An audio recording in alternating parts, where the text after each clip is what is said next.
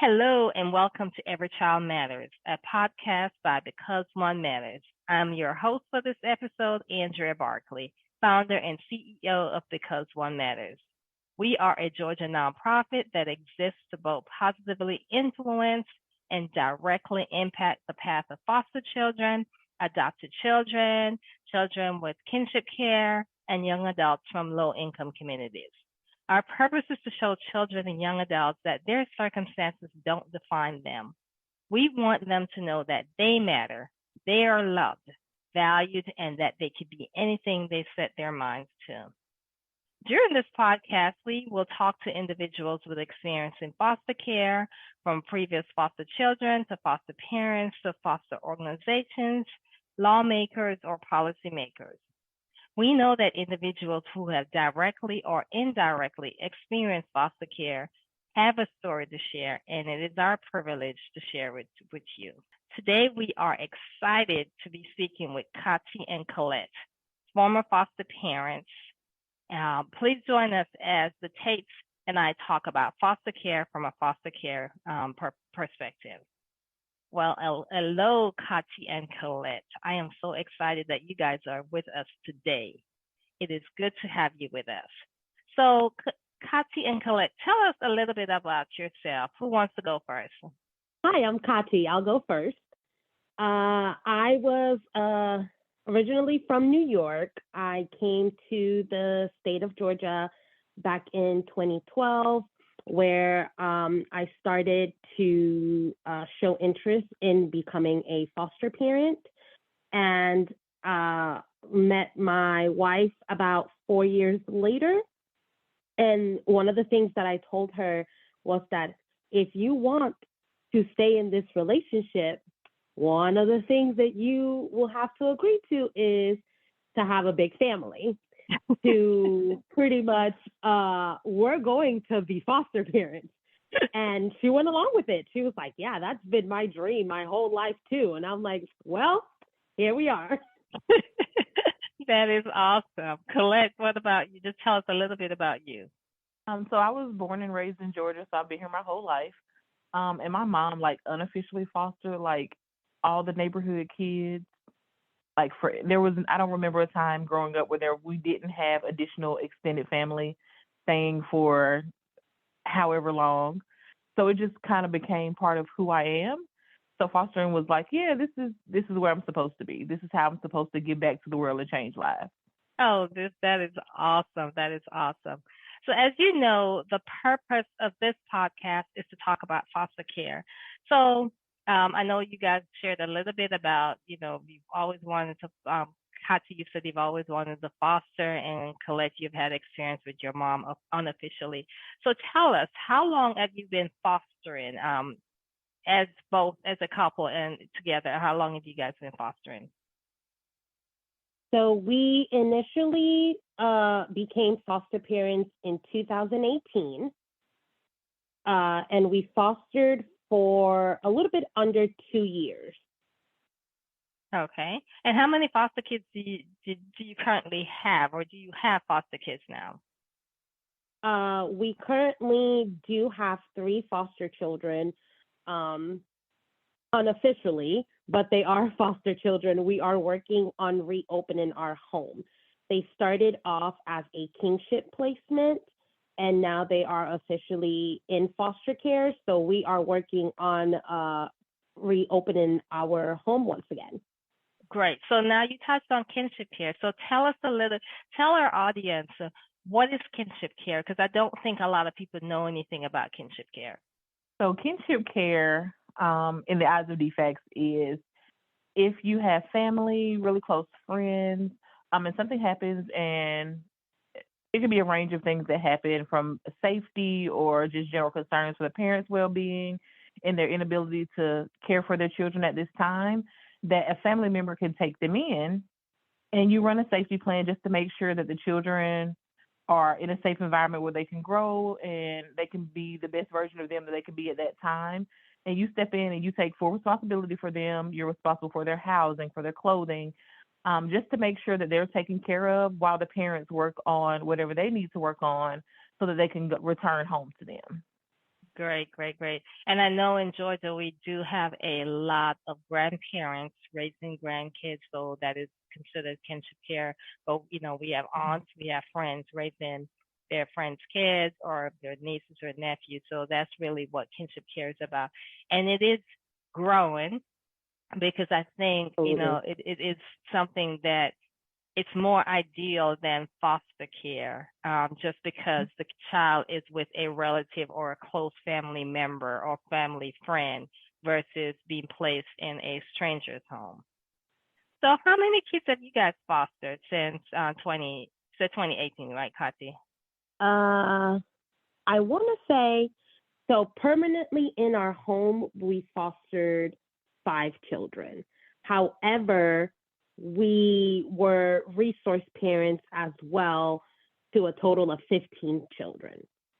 Okay, so you're dropping a lot of new terms for us. Resource. So tell us about that. Is that same as kinship, or is that a little bit different than kinship?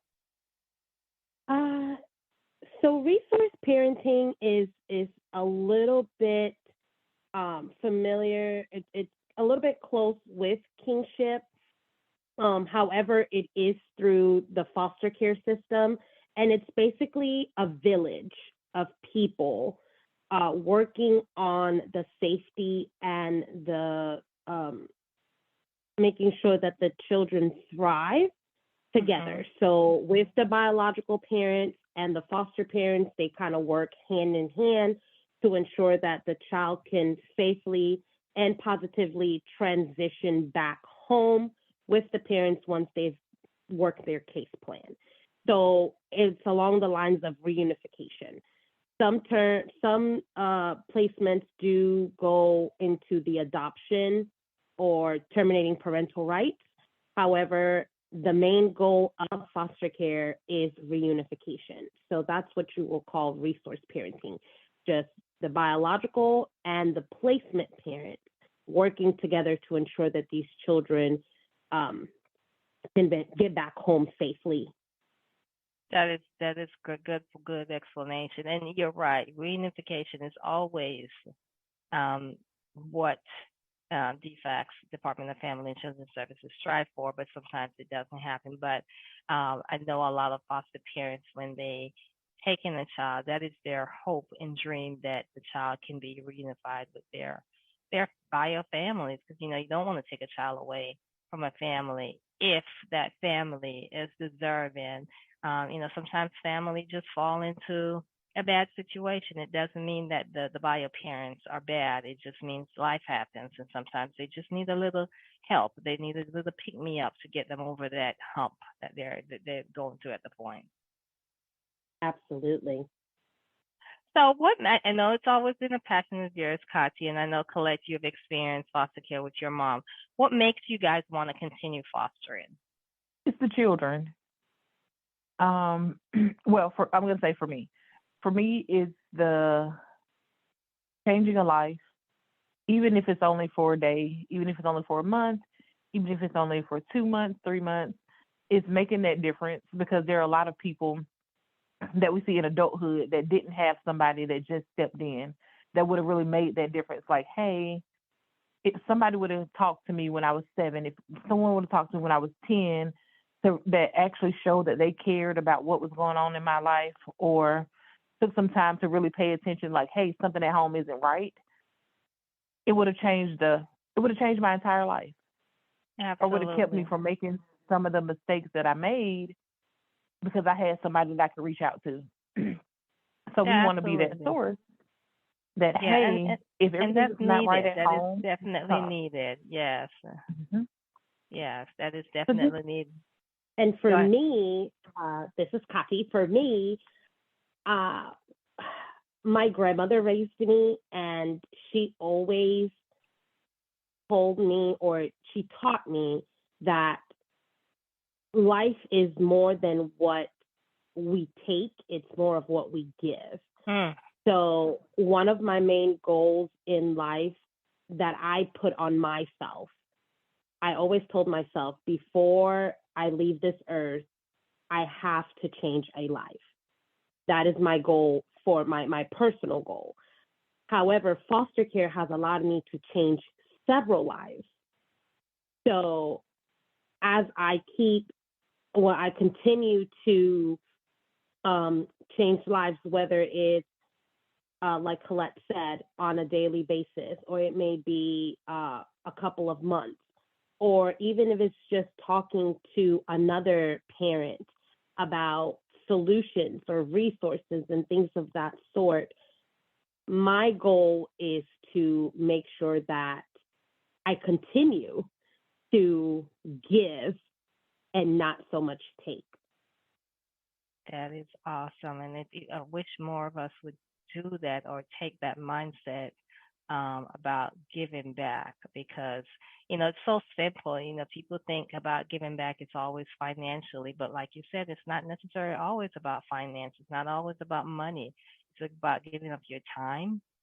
It's about even just saying, getting up in the morning and going out and saying good morning to someone. Saying good morning to someone with a smile could really change that person's life for that day. So it is really important. So, all right, we will be back with more from the Taits from the Every Child Matters podcast after the break. Stay tuned. Welcome back. Kati and Collette, let's talk about the foster care system in general. What are your thoughts on the foster care system as a whole? So I have very complex feelings when it comes to the foster care system. It works sometimes, but there is room for improvement. And it really depends on which side of the foster care system you're in, on how effective it is. Because everyone's experience is different.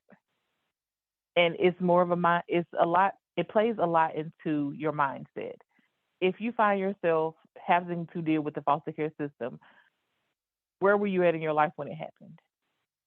What steps do you personally intend on taking to resolve the issue, whatever the issue may be?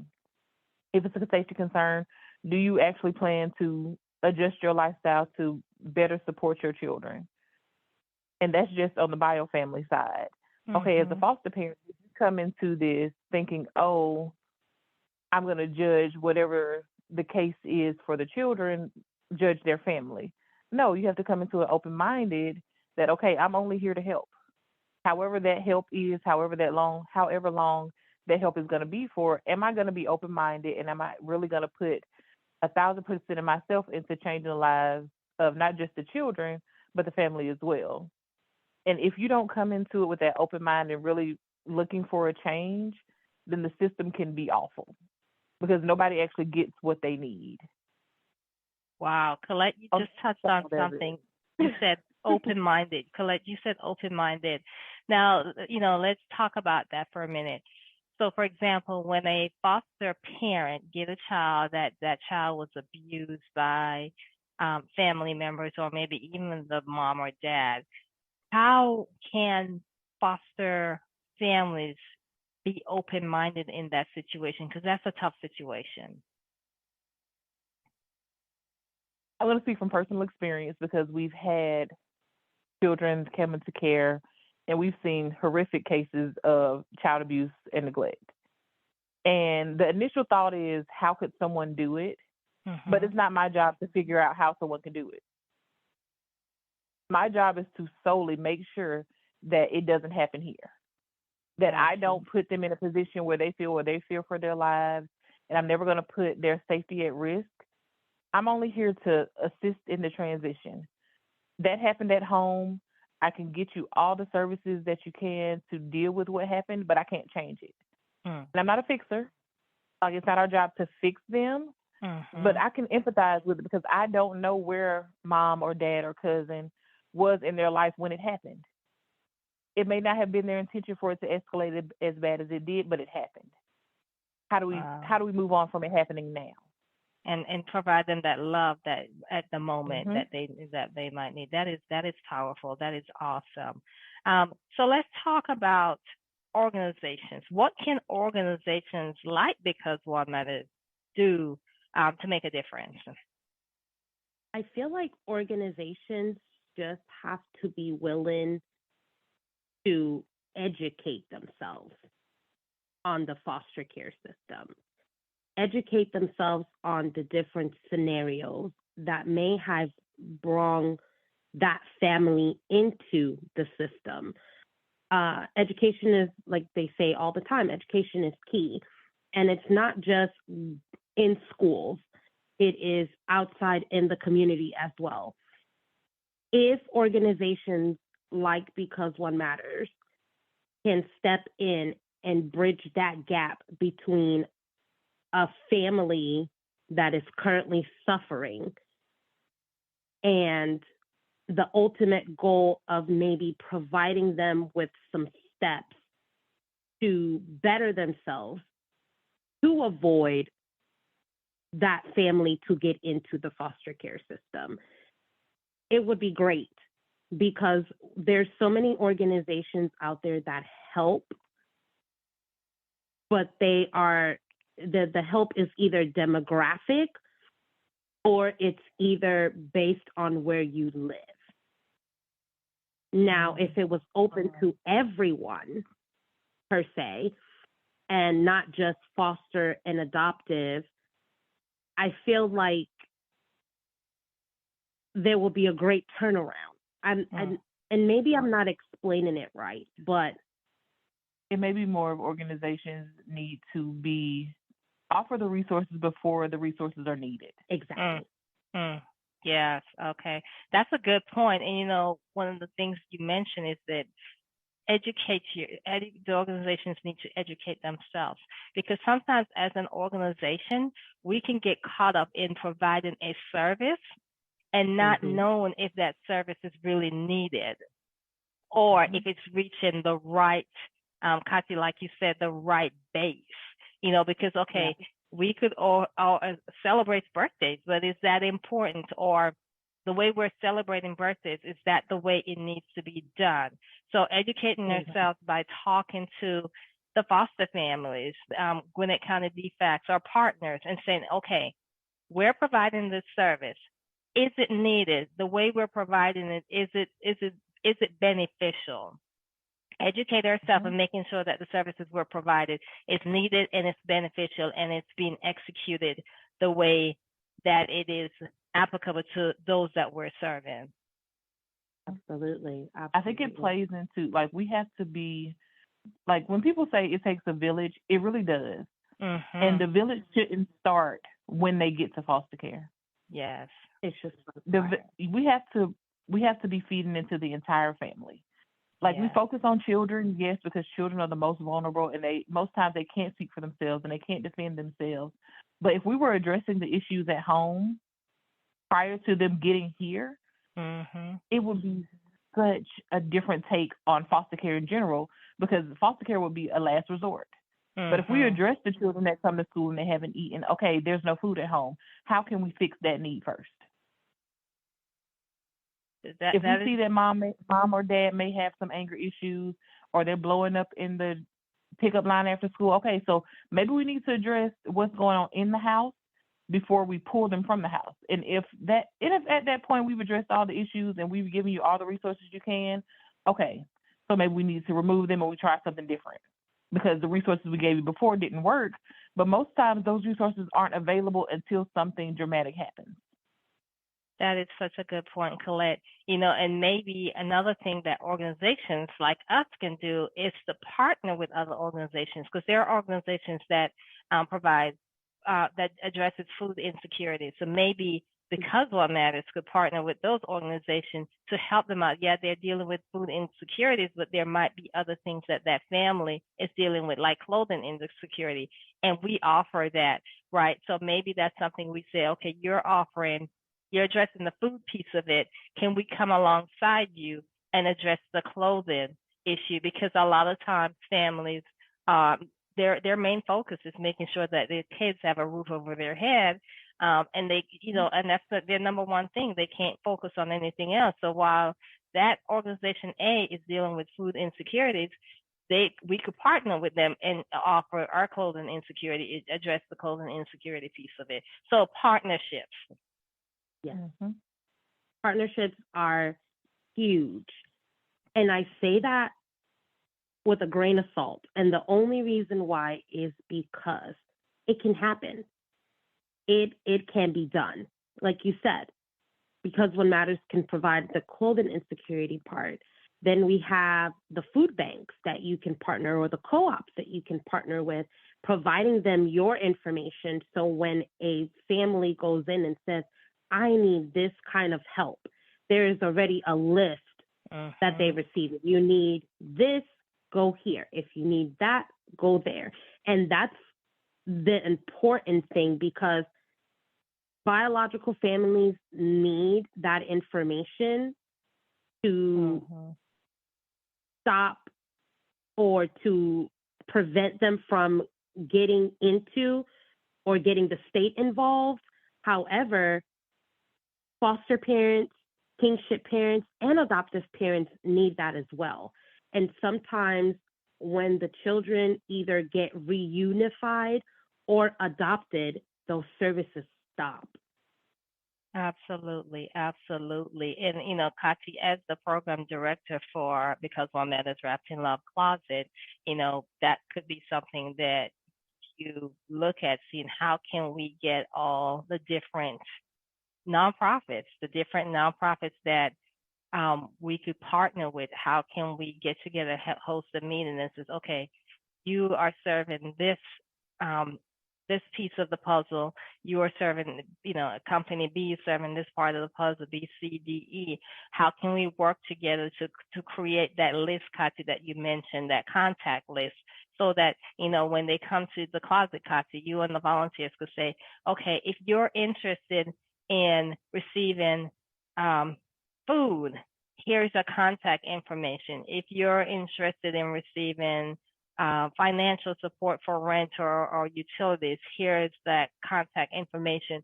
So be that hub, each organization be that hub to provide these resources for these families that we come in contact with.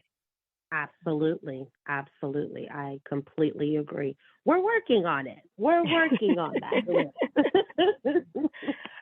What is the number one reason why you feel that people should get involved with foster care? And when I say foster care, I use the term lightly because we're talking about kinship care. You mentioned resources for adopted families. So what is the one reason why people should get involved? Because these are the children that's going to carry our country on. Mm. The children that we take care of now are going to be our future leaders. They're going to be our future teachers. They are going to run the world. And if we don't equip them to run the world, I am not looking forward to what it's going to become. You're absolutely love right. goes a long way. Mm. Most of the time, children do not remember the things you bought them. They don't remember what kind of car you drove, where you lived at. None of those things matter. But how you made them feel and those real personal connections and people that cared about their well-being, that is what makes them succeed. It's not coming from the bottom of the bottom, because nobody wants to always have that story of, oh, I came from the bottom, I had to dig my way to the top. It's a wonderful story when you think about it, but life is so much more fulfilling when there are genuine people that love you. Mm-hmm. And it makes you want to do better. It really makes you believe that you can go and conquer the world. And if we prepare children now to conquer the world, it is going to be amazing. But if you never give them the tools to get where they need to be or the things that they want to be, then the world is really going to be nothing. Wow. And I didn't work this hard, and we didn't work this hard growing ourselves to be better people, to not let our children reap the benefits of that. Wow, that is powerful. That is so powerful, but absolutely true. Kati, what about you? What do you think? Repeat the question to me. What is the number one reason why you feel that people should get involved with foster care? A village. It's. I feel like people should get involved with foster care because a village is a very important part of it all. People don't realize that foster care can be so many different things. It does not have to be you need to become a foster parent. You could be the support system for that foster parent. You can assist in respite care, which will be, taking care of the children over a couple of days. You can provide meals for that foster family. You can come in and help them clean. You can help them, go out and shop for groceries. There are so many different ways that you can get involved in the foster care system without being an actual licensed foster parent. So, I am so glad you said that. I am so glad you said that, because when people hear, foster care, they just think of a foster parent. But yes, you're absolutely right. There's so many different things that a person can do to support a foster parent. Just because you don't want to be a foster parent, there's so much. You touched on care team. Care team is so important to foster families. I was once a care team leader, and what that care team did was that once a week, we provided meals to that foster family. Once a week, we would be that if that foster family needs to go to a doctor's appointment and they don't need to take the kids, babysit, or just going and fellowshipping with that foster family, being that support system, like you both said, being that village. As regular families, we need that village. We have grandparents, we have aunts, we have uncles that we could call on as regular parents and says, hey, I just need a night off. Can you babysit the kids? Or I just need a weekend off. Can you babysit the kids? That's the same thing that foster parents need, that village to say, I need a date night with my husband or my wife or whatever it is. Or, we want to get away for the weekend. A lot of times foster families are not able to travel with the kids, so they want to get away for the weekend or maybe take a vacation. Can you be that support system to help us? So I'm glad you brought that up, because that is so important, and people need to be educated on that aspect of foster care. Yeah. All right. Thank you to Kati and Collette for everything that you do to make an impact on the lives of those that you serve. We truly appreciate you. We're going to take a quick break, and then when we come back, we're going to play a game of would you rather this or would you rather that? And we are back. Okay, Kati and Collette, this is one of my favorite parts of the podcast. We're going to play a game called Would You Rather This or That? I'm going to name two things, and you have to pick one. Now, the trick is you have to answer quickly. No pausing, no time for thinking. Are you ready? Yes. All right. Would you rather have a big family or a small family? Big family. Kathy, you could answer at the same time too. So we're gonna switch back and forth. Okay. Would you rather live somewhere tropical or somewhere cold? Tropical. Would you rather spend the majority of your time by yourself or a majority of your time with other people? I want to hear Colette's answer. By myself. With other people. Would you rather have a rewind or a pause button on your life? Pause. Would you rather be able to talk with animals or speak all foreign languages? Speak all foreign languages. Wow. Would you rather go into the past and meet your ancestors or go into the future and meet your great-great-grandchildren? Future and meet my great-grandchildren. Would you rather call a friend or text a friend? Text a friend. Call a friend. Colette, I'm not surprised. Text me. Yes. Would you rather make someone laugh or say good morning to them? Make someone laugh. Would you rather go for a run or a bike ride? Bike ride. Would you rather explore space or the ocean? Space. You said space? Or ocean. Space. Space. Yeah. Okay. Would you rather be too hot or too cold? Too cold. This was so much fun. Kati and Collette, I want to thank you so much for being our guest. You really dropped some really great nuggets on our audience, and I truly appreciate all that you do, Kati and Collette. I do, Kati. I appreciate you being the program director of Because One Matters, and Collette, I truly appreciate you being behind the scene volunteer for us and helping us whenever we need it. So thank you guys for joining us today. Well, thank you for having us today. We really enjoyed our chat, and hopefully we were able to provide some really good knowledge on the foster care system. Thank you for joining us on this episode of Every Child Matters. For more information on Because One Matters, please visit our website at becauseonematters.org. Make sure to subscribe to this podcast, leave us a rating, and follow us on social media at Because One Matters. I've been your host for this episode, Andrea Barkley, and it's been a pleasure to join you. Until next time, be a difference maker.